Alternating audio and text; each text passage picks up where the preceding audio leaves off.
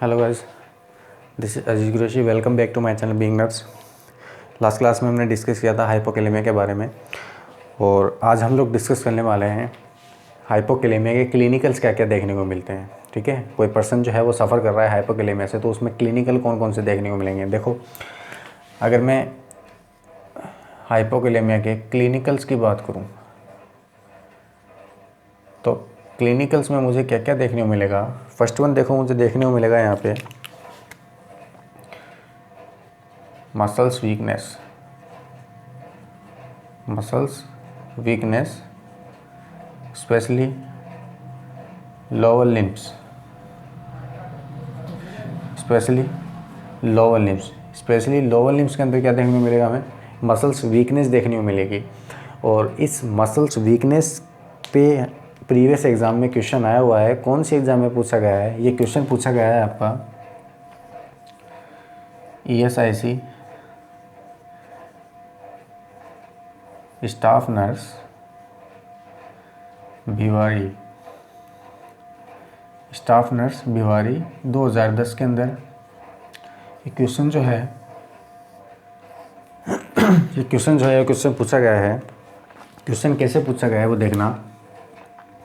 Question ये था, the first symptom of hypokalemia,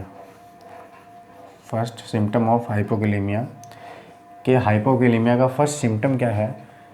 तो आंसर आपके पास में आता है मसल्स वीकनेस। कि फर्स्ट सिम्टम जो है हाइपोकैलेमिया का वो क्या आता है, मसल्स वीकनेस आता है। दूसरे अगर सिम्टम की बात करें या फिर क्लिनिकल्स की अगर मैं बात करूं, तो दूसरा क्लिनिकल अपने पास में है कि इसके अंदर आपको बावल मोटिलिटी डिक्रीज़ देखने को मिलती है। डिक्रीज़ बावल मोटिलिटी, जो बावल मोटिलिटी है वो डिक्रीज़ देखने को मिलती है किसके अंदर, हाइपोकैलेमिया के अंदर। इसमें क्या होता है, देखो, बावल मोटिलिटी डिक्रीज़ है मीन्स अपन क्या बोल सकते हैं कि स्मूथ मसल्स जो हैं, स्मूथ मसल्स हैं वो क्या हो रही हैं, रिलैक्स हो रही हैं यहाँ पर। और स्मूथ मसल्स अगर रिलैक्स हो रही है मीन्स अपन क्या बोलते हैं, आपको पता है कि बावल साउंड जो है वो क्या होंगे, या तो कम होंगे या फिर एब्सेंट होंगे, यानी हाइपो बावल साउंड। ठीक है, तो बावल साउंड क्या होंगे, सीधी सी बात है, डिक्रीज होंगे। बावल साउंड क्या होंगे, डिक्रीज देखने को मिलेंगे। नॉर्मली कितने होते हैं, देखो नॉर्मली बावल साउंड जो होते हैं वो 16 to 20 होते हैं। ठीक है, अगर 16 से डाउन आ गए मीन्स अपन क्या बोलते हैं, पेशेंट कॉन्स्टिपेशन से सफ़र करेगा। अगर 20 से अबव चले गए मीन्स पेशेंट क्या करेगा, किससे सफ़र करेगा, डायरिया से सफ़र करेगा। तो नॉर्मल हम क्या देखते हैं कि अगर स्मूथ मसल्स यहाँ पर रिलैक्स हो रही है, ठीक है, तो उस कंडीशन में क्या होगा, बावल साउंड जो है वो ऑटोमेटिकली क्या होंगे, डिक्रीज होंगे। और बावल साउंड अगर डिक्रीज हो रहा है मीन्स अपन क्या बोल सकते हैं, बावल मोटिलिटी अगर डिक्रीज है मीन्स इंटेस्टाइनल ऑब्स्ट्रक्शन होने के चांसेस होते हैं। क्या होते हैं, इंटेस्टाइनल ऑब्स्ट्रक्शन होने के चांसेस होते हैं। और इंटेस्टाइनल ऑब्स्ट्रक्शन अगर होगा तो पेशेंट किससे सफ़र करेगा, पेशेंट फील करेगा अब्डोमिनल डिस्टेंशन। जो पेशेंट है उसको अब्डोमिनल डिस्टेंशन फील होगा। और इस अब्डोमिनल डिस्टेंशन पे प्रीवियस एग्ज़ाम में क्वेश्चन पूछे गए हैं। वो एग्ज़ाम कौन कौन सी हैं, फर्स्ट वन पूछा गया था आपका RRB स्टाफ नर्स 2015 के अंदर पूछा जा चुका है क्वेश्चन। ऑप्शन दे दिया कि एक पेशेंट जो है वो किससे सफ़र कर रहा है, हाइपोकैलेमिया से सफ़र कर रहा है, तो उसमें हमें जो क्लिनिकल है वो कौन सा देखने को मिलेगा। तो ऑप्शन उसमें यही था, अब्डोमिनल डिस्टेंशन। कैसे था वो आपको मैंने बताई थी। ठीक है, दूसरी चीज़ ये पूछा गया है आपका PGI चंडीगढ़ के अंदर भी ये क्वेश्चन जो है 2016 के अंदर पूछा जा चुका है, रिपीट हुआ है क्वेश्चन। देखो, स्मूथ मसल्स रिलैक्स हो रही है, बावल साउंड डिक्रीज हो रहा है मीन्स इंटेस्टाइनल ऑब्स्ट्रक्शन हो रहा है। ठीक है, उससे अब्डोमिनल डिस्टेंशन होगा। देखो ये कंडीशन जो है हम लोग क्या कर सकते हैं, पैरालाइटिक इलियस भी बोल सकते हैं यहाँ पे। इसको क्या बोल सकते हैं, पैरालाइटिक इलियस भी बोल सकते हैं यहाँ पे। ठीक है, तो अगर मैं ये बात अलग अलग से बोलूँ तो क्या बोल सकते हैं कि बाउल मोटिलिटी आपको डिक्रीज देखने को मिलती है, मसल्स वीकनेस आपको देखने को मिलती है, दूसरी चीज़ अब्डोमिनल डिस्टेंशन देखने को मिलता है हाइपोकैलेमिया के अंदर, और पैरालाइटिक इलियस देखने को मिलता है। ठीक है, अच्छा, फिर अगर मैं बात करूँ कार्डियोवैस्कुलर सिस्टम की,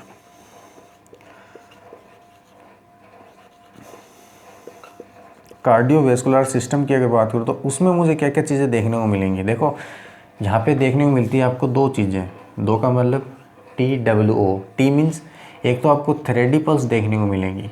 क्या देखने को मिलेंगी? थ्रेडी पल्स आपको देखने को मिलेंगी किसमें? जो पर्सन हाइपोकैलेमिया से सफ़र कर रहा है। दूसरी चीज़ आपको वीक पेरिफेरल पल्सेस, जो पेरिफेरल जो पल्सेस हैं वो आपको वीक देखने को मिलेगी किसके अंदर? जो पर्सन सफ़र कर रहा है हाइपोकैलेमिया के अंदर। ओ का मीन्स यहाँ पे मतलब है ऑर्थोस्टैटिक हाइपोटेंशन, ऑर्थोस्टैटिक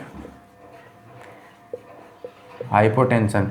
और ऑर्थोस्टैटिक हाइपोटेंशन को पोजिशनल हाइपोटेंशन भी बोलते हैं। इसके अंदर होता क्या है कि जब पर्सन जो है वो क्या होता है पोजीशन चेंज करता है, तो ड्यूरिंग पोजीशन क्या होता है उसका 10 to 20 mm of HG BP जो है वो सडनली क्या हो जाता है डाउन हो जाए, जो कि किस कंडीशन में? एक तो हाइपोकैलेमिया की कंडीशन में हमें देखने को मिलता है, दूसरा हमें देखने को मिलता है डिहाइड्रेशन की कंडीशन के अंदर। ठीक है, तो इसको अपन बोलते हैं ऑर्थोस्टैटिक हाइपोटेंशन या फिर पोजिशनल हाइपोटेंशन।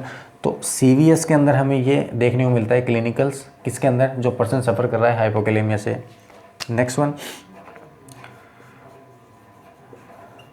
न्यूरोमस्कुलर सिस्टम की अगर मैं बात करूँ, न्यूरोमस्कुलर अगर सिस्टम की बात करूँ तो यहाँ से देखो एक चीज़ याद रखना कि अगर इलेक्ट्रोलाइट इम्बैलेंस हो रहा है पर्सन में तो उसका मोस्ट कॉमन जो सिस्टम अफेक्टेड होगा वो यही होगा, न्यूरोमस्कुलर सिस्टम। और इसके अंदर आपको क्लिनिकल जो देखने को मिलते हैं वो कौन कौन से देखने को मिलते हैं? देखो यहाँ पे मिलता है आपको लेथार्जी, दूसरा क्या देखने को मिलेगा? कन्फ्यूज़न देखने को मिलेगा। ठीक है, और में भी क्या प्रेजेंट हो सकता है? कोमा प्रेजेंट हो सकता है। और क्या देखने को मिलेगा? मसल्स वीकनेस आपको देखने को मिलेगी, जो मैंने फर्स्ट वन करवाई दिया, क्योंकि फर्स्ट सिम्टम है ये किसका? हाइपोकैलेमिया का। ठीक है, अच्छा फिर अपन बात करें GIT, तो GIT में आपको क्या देखने को मिलता है? देखो यहाँ पे GIT के अंदर आपको बाउल मोटिलिटी डिक्रीज देखने को मिलती है, जो मैंने पहले ही करवा दिया। बाउल मोटिलिटी जो है वो क्या मिलेगी? डिक्रीज देखने को मिलेगी। और बाउल मोटिलिटी डिक्रीज देखने को मिलेगी मीन्स नेक्स्ट वन नोजिया और वोमिटिंग देखने को मिलेगा।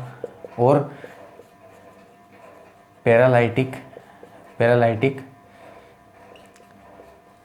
इलियस आपको देखने को मिलेगा किसके अंदर? इस पेशेंट के अंदर जो सफ़र कर रहा है किसके? हाइपोकैलेमिया से सफ़र कर रहा है। ठीक है, अच्छा अब बात करते हैं ECG की। तो ECG चेंजमेंट आपको क्या देखने को मिलता है? देखो ECG चेंजमेंट में आपको देखने को मिलता है आपको ST डिप्रेशन देखने को मिलेगा। इस पर्सन में क्या देखने को मिलेगा? जो पर्सन सफ़र कर रहा है किससे? हाइपोकैलेमिया से, उसमें आपका जो ECG चेंजमेंट है उसमें देखने को मिलेगा एक तो ST डिप्रेशन देखने को मिलेगा। नेक्स्ट वन फ्लैट और शैलो टी वेव देखने को मिलेगी। फ्लैट और शैलो आपको टी वेव देखने को मिलेगी। दूसरा अपन बोलते हैं प्रोमिनेंट U वेव देखने को मिलेगी। जो U है वो प्रोमिनेंट आपको देखने को मिलेगी, यानी प्रोमिनेंट U वेव। तो ये तीन चेंजेस हैं जो क्या है ECG के अंदर अपने को देखने को मिलते हैं हाइपोकैलेमिया से जो पर्सन सफ़र कर रहा है।